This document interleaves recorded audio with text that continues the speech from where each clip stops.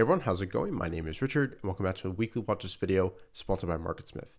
And before we get into my focus list and talk about the fundamentals and technicals, let me know down below in the comment section your top idea for this week. And with that said, let's talk through this list right here. Many of these are still developing their setups because they are very recent gap ups, but I figured I'd have them on this list just because they are showing a lot of potential given the super powerful nature of their moves. And overall, there are 17 stocks on my focus list. And in this video, we'll talk about both the fundamentals and technical setup I would use to trade each of these. And if you do enjoy my analysis, please go ahead and leave a like down below. It really does help me out and my channel. And of course, subscribe if you want to see more videos just like this one every single week. So to start things off, let's take a look at AMRK. Great earnings growth, sales growth, the most recent 4 quarters. Great estimates for this year, not so much for 2022. But looking at the chart, I really like this tight price action, forming a little bit of a consolidation pivot right at this high, which is at 52.41. So you could use a buy through that on strength or a pullback to the 50 level and rebound upwards. Overall, nice increase in fund ownership and one high quality fund in this stock. And this is a leading stock in a leading group. The financial services specialty group is ranked number 8 out of 197. And as we know, about 50% of a stock's performance is due to the strength of the overall group and industry. So that's very, very important. Moving on, we've got Coursera, and this is within its institutional due diligence phase at this moment. It had a very short advanced phase here from its IPO price, and then basically cut in half from about $64 a share or 62 down to 32. But we're starting to form maybe a good structure here, and we had a recent earnings gap up, which was the highest volume since the IPO. And we did sell off a little bit the next day and the day after that, undercutting the 50 SMA, which isn't the strongest action, but I want to see how this acts, whether this forms a structure under this high and basically form something that we can trade against and manage risk against. So I'll be watching this one closely. I like the overall business. I've used their courses in the past. And you've got decent sales growth that is decelerating a bit, which is a little bit of a caution sign. So we'll see how this acts going forward. But overall, the EPS estimates have been increased, which is a good sign. And we've got 144 funds and one high quality fund invested into COUR. Moving on, we've got CrowdStrike, which is right at the pivot of a stage 3 consolidation. Great earnings, sales, margins, estimates, fund ownership, you name it. And it's just been going sideways and frustrating a lot of traders, going pretty much nowhere. So we'll see how this acts. It did not have a great day on this Friday, along with a lot of other growth stocks, but it was on very light volume. And you do have earnings in 23 days. So if it does make a move, you've got a little bit of time to basically establish a cushion before that very important event. But regardless, for the entry setup, I'm watching for a move through this pivot right here, through Friday's high as well as Thursday's high, or an undercut and reclaim of the 21 EMA. So that is CRWD. And moving on, we've got DDOG, a recent earnings gap up, fantastic earnings, margins, and sales, the most recent quarter. And going back in history, you've got really nice growth numbers as well, decent estimates, and the estimate revisions are up. Nice increase in fund ownership and 3 high quality funds. And it just broke out of a stage 1 cup with handle on earnings on the largest volume since the base, although it isn't really the largest volume in the past 12 years. Nice action on this day and this day as well on Friday. And I'm watching for some potential inside days, maybe a pullback, undercut and reclaim of this low here, and another potential entry setup. But like I said, with a lot of these stocks, this one has to develop a little bit more before my edge appears on the chart. So I'm waiting for some tight action, a range to basically trade against. So that is DDOG. Moving on, we've got DocuSign. And this is kind of similar to CrowdStrike in terms of how I'm watching this one. It's right at the pivot of a stage 2 consolidation. And I'm watching for a move through these highs or an undercut and reclaim of the 21 EMA or the 300 level. And it's just going sideways on below average volume, but you've got fantastic earnings, sales, margins, estimates, fund ownership. And we'll see how this acts. This has been incredibly strong since this earnings gap up within the base during the previous earnings cycle. So that is DocuSign. Moving on, we've got DXCM, another stock with a strong gap up on earnings and a great move up here, up 13.04%. Very strong action. It's held up above 500 quite well. So what I'm looking for is some move up through these highs, or even more tightness back to the 500 level, and then a breakout through a DTL of some sort. So that is Dexcom. Looks pretty strong. Not the greatest earnings last quarter, but obviously the guidance or something special ticked off the large money players to reinvest into the stock, and we saw a lot of demand come in on this day. And overall, this is a stage 1 cup at this point, so it did reset its base count, which is promising. And also the most recent estimate revisions are up, and you've got a whole bunch of high quality funds and a nice increasing trend overall in fund sponsorship. Moving on, we've got EXPI, another former leader that had a really strong run in 2020, but then really got decimated from 90.26 down to 22.52. But something new has happened with this company, because we had a huge earnings gap up, and that was up 35.95% on 505% average volume.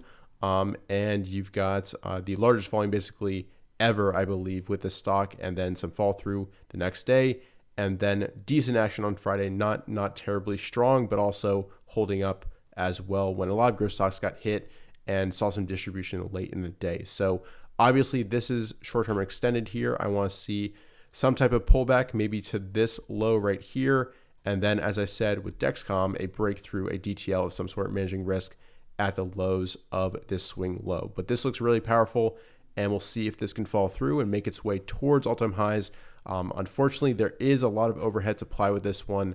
So keep that in mind. This does have a lower probability of working because it's so far off this 90 mark, and there's a lot of people waiting up here to sell this stock. So if this does move up, I would expect some pullback right at the 60 mark. You've got this significant resistance level, and then also this one as well. So that's EXPI, but you've got great fundamentals, great estimates for this year and the next, nice increase in fund ownership, no high quality funds. And if you want to know more about what this company does, I did make a video last year about its fundamentals and story, which should be popping up right now. So that is EXPI. And moving on, we've got LRCX, another semi name.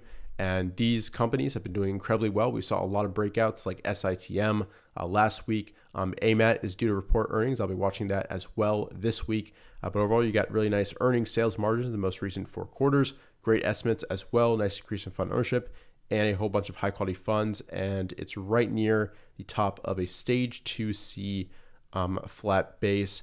And I'm watching for a breakout through these pivots, as well as right here, or potentially an undercut reclaim of the 50 SMA 21 EMA confluence.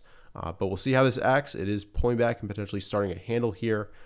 So I'll be watching this one very closely, as well as a whole bunch of other semi names, AMD, NVIDIA, you name it. A lot of them are acting incredibly well at this point. So that is LRCX. Moving on, we've got MELI, another recent earnings gap up name, and the highest volume in quite some time, basically within the last 12 months since this breakout back in March of 2020. And it's trying to move up the right-hand side of this cup-shaped base. So overall, tight action on this Friday. So once again, I'm watching for some type of range to develop to manage risk against, and then we'll see if we can buy on strength or an undercut reclaim, oops reversal, some type of other kind of entry tactic once you've got a range defined. So that is MELI. Nice fundamentals as well, nice sales growth, great estimates for 2022, and the most recent EPS revisions for this year and 2022 is up. That's a great sign. And we got a nice increase in fund ownership and 2 high quality funds invested into this stock. Moving on, we've got Net, which reported earnings on this day. Not really explosive action, but it is very extended at this point. And this shelf right here that's developing is only about 5-6 days long. So really this has to form a little bit longer of a structure here, maybe let the 50 SMA catch up to price, or even if we start to drift down into that moving average, I'll be watching how it acts versus the first pullback to the 10-week line, 50 SMA, and see if we can get some type of entry step where I can manage risk within 3-5% at this point. But this is a super powerful move up the right-hand side. And the better entries, of course, were right here, as well as the standard pivot 95.77. But overall, nice sales growth the most recent 4 quarters. No real EPS estimates, and the most recent estimates are down. But we've got a really strong explosion in fund ownership and 3 high-quality funds in this stock as well. Moving on, we've got ON, another semiconductor company, and it had a nice earnings gap up on very high volume, right to the pivot of the stage 1 consolidation. So I'll be watching to see where this goes from here, whether it pulls back to the pivot on below average volume and then moves up on volume. That would be a potential entry setup. But overall, nice growth in earnings, most recent 2 quarters. Sales strong as well, margin strong as well. Annual estimates are good for this year and the next. Nice increase in fund ownership and one high quality fund invested into the stock. Moving on, we've got SITM, which I talked about, had a very strong earnings gap up here. This is on the list last week, I believe. Overall, really strong earnings growth the most recent 4 quarters. Great estimates for this year and the next. Nice increase in fund ownership, but no high quality funds in this stock just yet.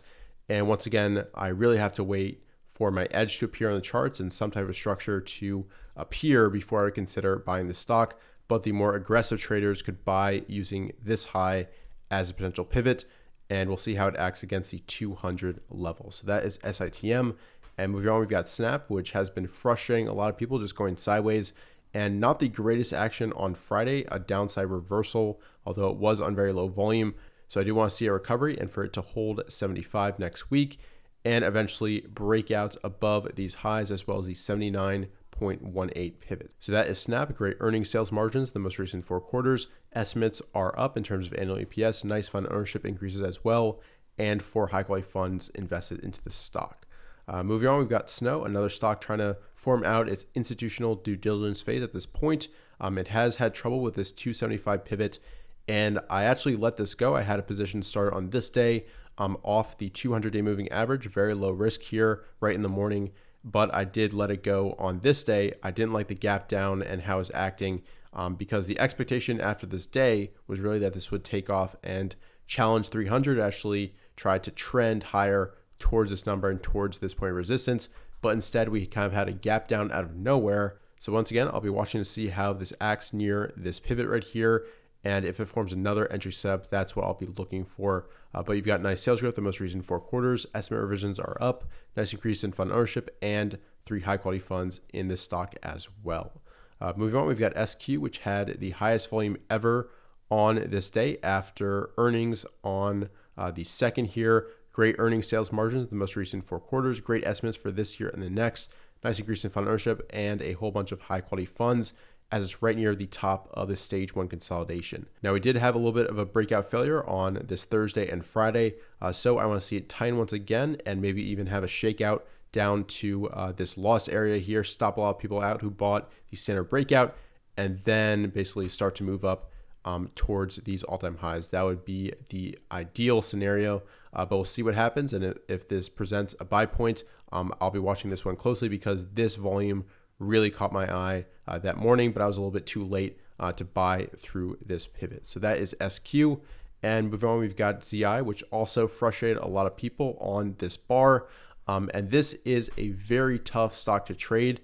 Historically, it's very choppy. I've taken a lot of stop loss hits on this name, buying on strength, buying on weakness, but I'm hoping, or actually I'm watching for changing character in the stock based on the large volume coming in after this earnings report. So it's basically reversed this entire day on the 3rd after a strong earnings report, but then recovered strongly the next day and followed through and broke out into all-time highs on Thursday, and then pulled back pretty hard on this Friday. So once again, this has to form a tight price range before I would be interested, but I'll be watching this one pretty closely because this volume really has caught my eye. And overall, you've got really nice growth numbers. Estimates are strong as well. Nice increase in fund ownership and a whole bunch of high quality funds, IBD flagship funds invested into this company. So last on the list, we've got Zoom, which is potentially forming out the bottom of a longer term base after a super strong run in 2020. You've got earnings in 22 days here, so maybe this just goes sideways until that report. Everybody's waiting for new products, acquisitions, that type of thing. But I'll be watching this one against this 406-48 pivot as well as the 400 level. Overall, great earnings sales margins.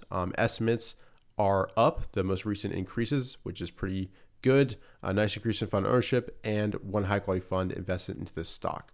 Overall, it had a nice move up on this Wednesday, but then had a basically consolidation day and then an inside day and down on Friday, which isn't a good sign. But if it tightens up again right under 400 and then moves through that clean level, I'll be watching right at that point. So all that pretty much wraps things up for this week, and I'll be watching for my edge to form on the charts. And let me know down below in the comment section, what are your thoughts on this list? And if you have any suggestions, let me know down below in the comment section as well. But with that, thanks so much for watching. If you enjoyed, go ahead and leave a like down below and subscribe if you're new to the channel. I'll see you guys in future videos.